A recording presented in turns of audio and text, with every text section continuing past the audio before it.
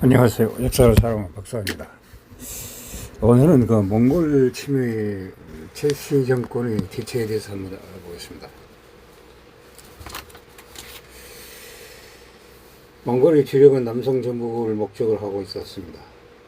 고려를 공격한 몽골 구리손은 5만 이하였습니다.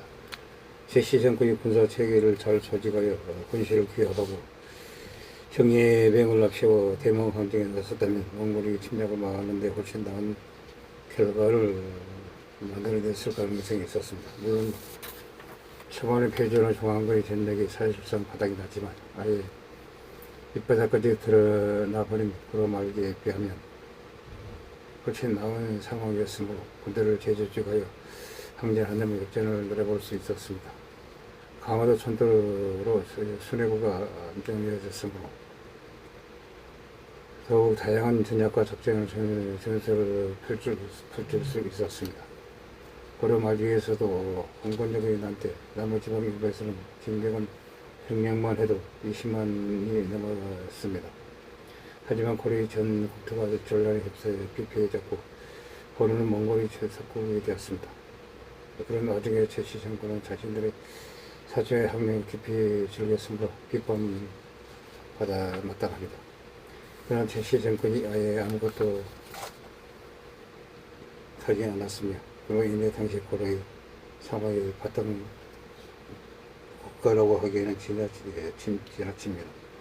이미 문몽기적의 부패로 인해 고려에서는 많은 문제점이 생겼습니다. 이후 이자군의 난으로 인해 고려 중앙군은 오군에서 상급으로 축소되었습니다. 요청의 난으로 인해 고려군은 더욱 축소 약화됐고 교육청의 난으로 고려군은 사실상 붕괴되었습니다. 그런 상황에서 여몽 전쟁을 시작하였고 전쟁 막바지에 백성들과 지방군들의 저항을 포기하고 중앙에서 보낸 권리들을 살해하며 몽골군에게 항복하긴 했으나 자그마치 30여 년에 걸쳐 고체로나 계속된 전쟁이었습니다. 고금의 국가의 백성들일지라도 고려 전쟁에서는 지칠 것이며 지배층으로 지배층들의 내분과 지방통제의식보다 거의 자동문 소진으로 자동문이 일러 국가가 멸망한다. 바라던 차원의 국출력권이 폐되는 이후로 어지러운 내분과 외부 사정, 남성의 전쟁과 가란적의 반란 등 정신이 없던 상황으로 인해 일부 지역에서는 성전을 제외하면 질이 멸려나는 모습만 보여주는 금나라의 경우와 비교해 보면 엄청나게 대단한 것입니다. 오히려 전쟁을 불과 수십 년 전까지만 해도 세광수의 고구려 부흥운동, 신라 부흥운동 등이 일어날 만큼 확실히 한민족의 국가라는 인식이 약했던 고려가 이처럼 참고한 전라도 국토가 4분 어우러지지 않는 것이 고려가 당시 행정체계가 완전히 바탕난 국가가 아니라는 근거입니다. 제2차 침입 당시에 저거는 미리 수도를 강화도로 옮기고 총사령관이 살해당한 몽골군이 철수하는 등부터 국계 변모사 인희에게 가명 3,000만을 주고 홍보원을 도박하고 홍보원의 식도력들을 잡았으며 북부 예로 휴현의 대부분을 회복하였습니다. 그리고 3차 침입 때는 희경과 명준을 발견해 개주스 몽골군을 격파하였습니다. 4년간 버티다가 1238년 겨울에 강화를 제외하였습니다. 1241년 신안군 광전의 사천형인 양양군 왕제로 가장시켜 몽골의 벌마로 보냈습니다. 그리고 5차 침입 때 고려왕이 강도를 나와 선천부에서 몽골 사신과 합의를 하였습니다. 그러나 왕경군 장군 몽골에 보내 항복을 포기하였습니다. 또한 7차 침입에서는 1256명 이후 2천에게 수군 200명 밖에서 원소행에서 삼국의 원목을 수십 명을 죽이고 주민들을 고초하였습니다. 그의 10월에는 에도에서 몽골군이 에도에 상륙하자 별초군을 출격시켜 몽골군을 모조리 다루고 하였습니다. 그 기간 동안 정부에서는 몽골군을 상대로 전공을 세운 인물들에게 배수를 주고 방어에 성공한 지역을 승격시키는 보상 조치를 하였습니다.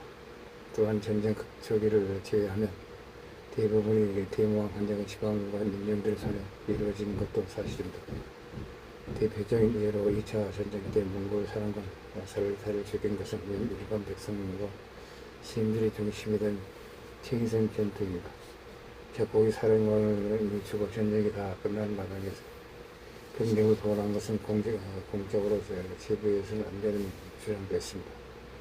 하지만 몽골군이 철수한 뒤 점령당했던 북부 여러 주변 대부분을 수복하고 몽골에게 투항한 반역자들을 토벌하는 것은 반드시 수행해야 할 과제였습니다. 만약 이 반역자들을 그대로 내버려 둔다면 제2, 3의 홍보원이 연이어 출현할 것이고 여러분 영토를 되찾진들의 공격의 날로 시행해질 것입니다. 따라서 몽골이 철수한 뒤 후위를 대비해 반역자들을 토벌하고 영토를 회복한 것은 제시 정권이 작전 조치를 느려 시험 공격으로 볼 수 있습니다.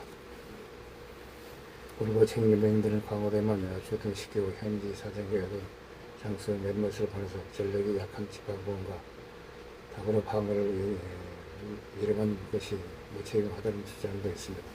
사실 당시 제시 정권으로서는 그것이 최선이었습니다. 당시 고려는 연맹 환경의 초반 남북성 전투로 주력권이 야전에서 대표하여 몽골군과 제대로 된 야전을 치를 수 없었습니다.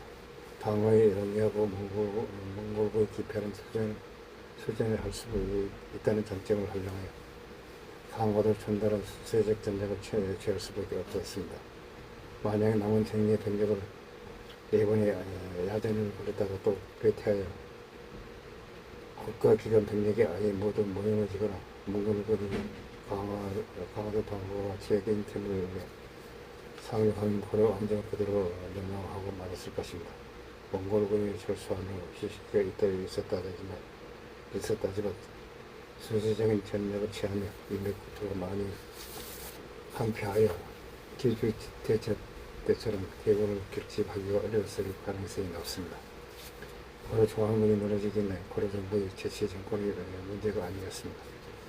몽골 귀족들의 부패와 타락, 이자금이나 묘총이나 저기총이 난으로 인해 이미 고려군이 연맹 전쟁들에 알아서 무너져 있던 상황이었습니다.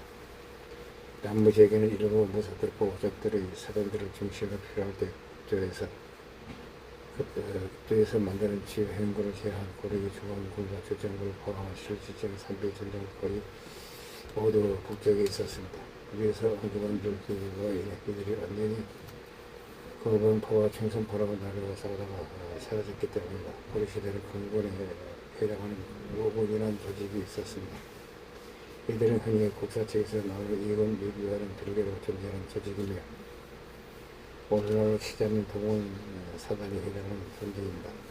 이들은 제심한 제도를 가져오는 조직입니다. 평시는 기관 병원만 있었지만 현재는 이 5월 내에서 일기 흥왕과 지방의 주정과 주경 등을 정말 배석하여 전후 좌우 주무의 5군을 만들어서 출전을 하였습니다. 이 5군을 지휘하는 존재들은 병마사, 지병마사, 부병마사 등이 있었습니다. 이들이 원수, 부원수, 도지 병마사들이 지휘하였습니다. 그러나 이 고려 5군과 법무반은 고려 내의 내정과 몽골 교적들 부패와 타락, 이자격이나 노청이나 조청이 나뉘라 이미 고려군은 열몽 전쟁 전에 알아서 무너져 있던 상황이었습니다. 이자격이 나누어 인해 고려 경권이 기록 5군 상군으로 축소됐고 노청이 나누어 인해 일부 지방 본토까지 역과 같이 악화되었습니다. 조청이 나눠서는 대부분의 선비 전적들이 엮어져서 사열성을 아연했습니다. 고려 수군도 이때 매우 큰 타격을 입어서 예언의 전쟁은 물론이고 한참 나중에 진보 해제를 승리로 거두기 전까지 잔실이 밀려졌습니다. 얼마 안 남은 고려 경군이 나머지 원정 병력들은 상군이 전대 병력마저 연맹 전쟁 처리에 와야 되면서 고려군의 정방을 밑바닥까지 철하고 말았습니다. 이때 손상된 군사는 14세기 말 멸망할 때까지 사실상 복구하지 못했습니다. 당시에 고려가 했던 문제는 집권 세력이었던 최씨 정권만의 문제가 아니라 모든 국가의 딜레마와 중앙의 군사력이 집중되며 수도 이외의 정리의 도들의 적이 심하게 시작해지고 그렇다고 전설의 군사력을 집중하는 현지 사령관이 반란의 일기를 오르고 있었습니다. 전쟁의 경우가 북선 이후 후대로는 당연히 절도사 난리과 이하의 해결로 들 수 있습니다. 고려는 중앙 집권이 잘된 조선과 달리 봉건제 국가에 가까웠고 더구나 대마 환경 당시에는 전라는 혼란스러운 데다 바위는 영해나 육지에서 떨어진 강화들 수도로 삼았으므로 더욱 전 국토와 군사를 제어하기 어려운 상황이었습니다. 정황에서 정인예고를 사출해 타 지역으로 보내다가 그 병력을 손에 쥔 사령관이 마음을 달리먹고 방위를 들며 고르는 걸 그대로 내후 예왕에 휩쓸리고 말 것이었습니다. 그렇다고 군사를 모르는 사람들이 군사에 강하여 이래라 저래라 식으로 참견한다면 아테네와 조선과 한복전쟁 당시 미국과 같이 스스로 말할 것입니다. 몽골 제국은 큰 호라진 왕국, 남성 기보왕국, 아파스 왕조 등 수십 개의 국가들을 찬양하게 짓밟았습니다. 현재 배정시는 말린 바입니다. 금나라는 징기스칸의 등장 이전 몽골 유력의 가혹한 탄압 정책을 지속적으로 취해 원한을 샀습니다. 호라진 왕국을 이유 없이 몽골 상인들을 학살하고 사신들에게 선물을 줬으니 자들이라고 해도 서구와 남성 기획부 공국 아빠스 칼리포조는 몽골에게 일타할 원한을 산 적이 없었습니다. 몽골에게 완전히 예술명당하였습니다. 심지어 사하의 경우 징기스칸이 자기가 죽은 후 사하의 왕과 귀족들 항복으로 몰살을 벌이라는 묘를 남겼습니다. 연력에도 사하의 후손을 찾기가 어렵다고 합니다. 이런 몽골의 군대가 비록 주공이 아니었다고 하면 한두 차례도 아니고 9차례나 쳐들어온 것은 그 나라를 단순히 속국으로 삼으려고 했다고 볼 수 없습니다. 몽골이 고려를 멸망시킨 의도가 없었다면 주장을 뒷받침하는 근거를 이현이 최하하게 보낸 편지를 들고 있습니다. 몽골 측의 척고된 고려 사신들이 막상 몽골을 정직하게 말해줄 리가 없다. 결정적으로 이러한 지침을 한 고려 사신 이현은 신령을 쌓는 인물이다. 그는 몽골의 사신을 걷다가 연루돼 1253년 7월 몽골군이 고려를 침략했을 때 앞자기가 고려의 약점을 말하였다. 이에 대한 계책을 몽골 지휘관에게 알려줬다. 고려는 도읍이 섬에 있습니다. 시공한 건물이 모두 육지에서 나옵니다. 대공이 가을이 되기 전에 들어간다면 토종 사람들의 세금과 건물을 받지 못해 위급하게 될 것입니다. 몽골군이 이를 받아들여 고려 사람들이 가을 추수를 하기 전에 초토화시키고 강화도를 말아주기는 작전을 펼쳤다. 게다가 그는 몽골군이 가는 곳마다 따라가 다니면서 한국을 권유했다. 몽골군이 전령산성 충청부터 총시절을 점화했을 때 스스로 달로 하대기라 침하고 주변 주민들을 강제하고 약탈을 하였다. 특히 이현은 의세 공품을 매우 좋아해 약탈한 매우 은밀정한 한 상대에 갇혔다고 한다. 그러다가 몽골군이 물러나는 무렵 이현은 고려 조정에 감히 자신 죽이지 못할 것이라고 생각했는지 강화도로 달고 계속 걸리는 것을 발휘하였다. 시아는 이현을 곧바로 체포해 그의 아들 오면과 함께 세작거리에서 죽였다. 이때 백성들이 지나가면서 이의 시체에 침을 뱉었다고 한다. 이상 몽골군의 침입에 대해서 최씨 정권의 대처에 대해서 알아봤습니다. 당시 보장합니다. 양해 부탁드립니다. 감사합니다.